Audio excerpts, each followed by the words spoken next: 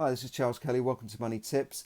If you're watching this on my Facebook Money Tips page or on YouTube, you might notice I'm dressed slightly different today because it's the weekend.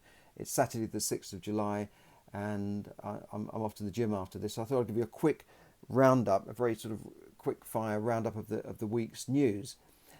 So here goes. We heard this week that Amazon was 25 years old. This company that's gone from zero to $1 trillion in 25 years. Remarkable company, great company to use. It's set to dominate the market for the coming years, but who knows? I mean, the government may pull that back. We've already heard that the British government are looking at their monopoly. I think they own a delivery company, Deliveroo, or one of those, and they're looking at the monopoly situation there. And whenever companies get too big, governments tend to sort of cut them back to size because they tend to, if they dominate the market, it becomes too much. But it has helped people, smaller retailers, get into Amazon trade-in and giving them a platform to open up online stores. So if you want to find out more about that, email me at charles@charleskelly.net, how you could make money on Amazon and perhaps quit the rat race and work from home and stop commuting into town every day. Anyway, that's another subject. House prices have continued to fall, according to the nationwide survey, especially in London, eighth consecutive quarter fall. Other parts of the country they are still going up a little bit, but the rate of growth has slowed down.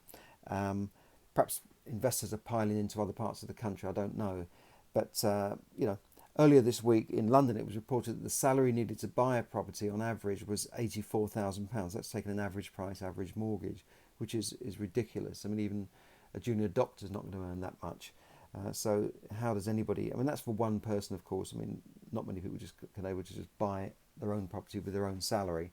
However, it's still a lot of money. That partly reflects the tightening of the lending policy by the government a few years ago, who brought in restrictions on lending for also for investors and ordinary residential first-time buyers, for instance.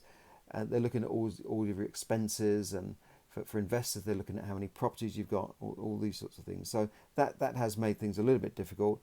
But obviously, stamp duty doesn't help either. I mean, a first-time buyer having to pay, say, £25,000 in stamp duty is just a scandal. It's ridiculous. But I don't think the government are going to reduce that because there's only so much money to go around. So we'll see. I mean, we've got the two leadership contenders fighting it out at the moment. They both promised big spending hikes and going to do this, going to do that, put more money into this, more money into that. But where does the money come from? There's no, as they say, magic money tree. There could be some money coming in from the fifth generation 5G, mobile, whatever 5G.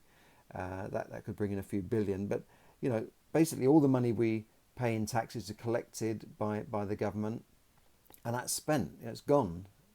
There's no money saved for your old age pension. It's just gone, and so.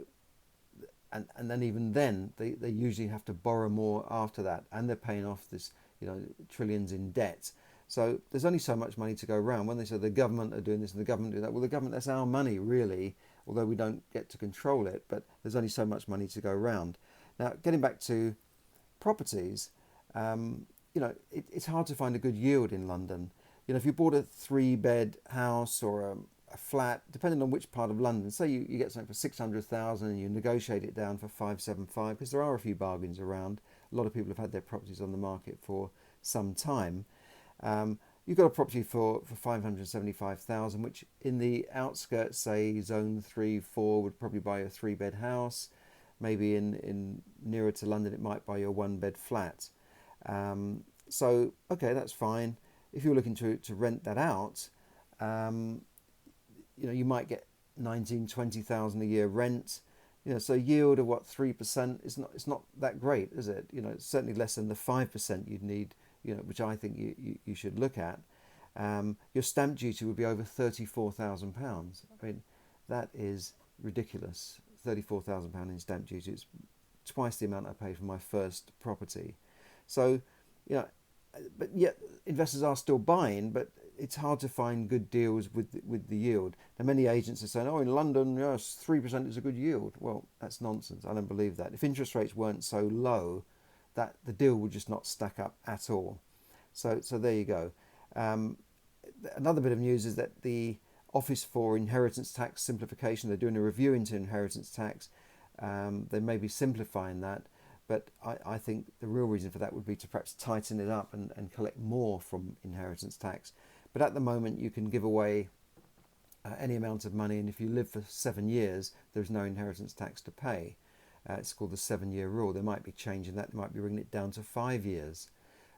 But you can't just give away your house and then live in it, because that's called a gift with reservation, so they wouldn't count that. But if you own 20 houses, you could give away part of those houses to your children or grandchildren, and if you live 7 years, you wouldn't pay inheritance tax. But of course, then you lose control. As always, you need to take advice on this from accountants, from your advisors, but inheritance tax has been looked at. And other news there, stock markets steadied.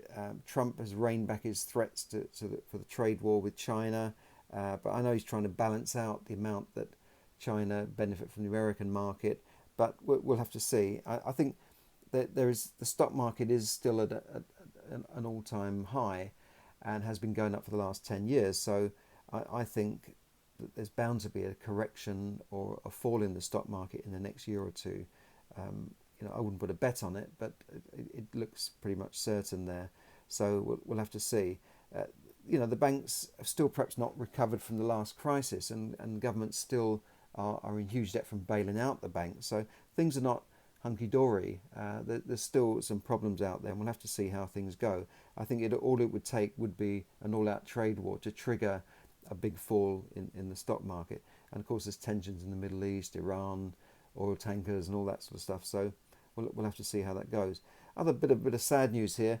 Britain's oldest builder, Ardutnell and Sons. Now there's an old name, Ardutnell and Sons. When you used to have these companies and Sons, you don't seem to see that anymore, do you? Perhaps sons don't want to go into business with their dad anymore. Why would they? It's too much hard work running a business. Now this company, Ardutnell, went into liquidation recently, and why it's hit the news is it's because it's the oldest building firm in the country. Now, how old do you think this firm is? 100 years, 200 years? No.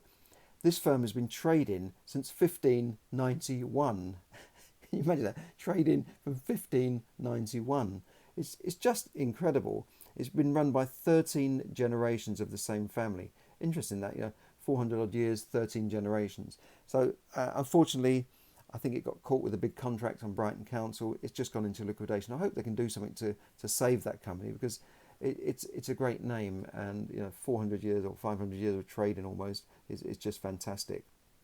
On the good news front, though, Jaguar Land Rover have agreed to invest hundreds of millions of pounds into building the new generation of electric vehicles in the UK. That follows a spate of firms who said they're leaving the UK, obviously with Brexit. And Brexit has affected everything. It's affected property prices. Things are in the doldrums.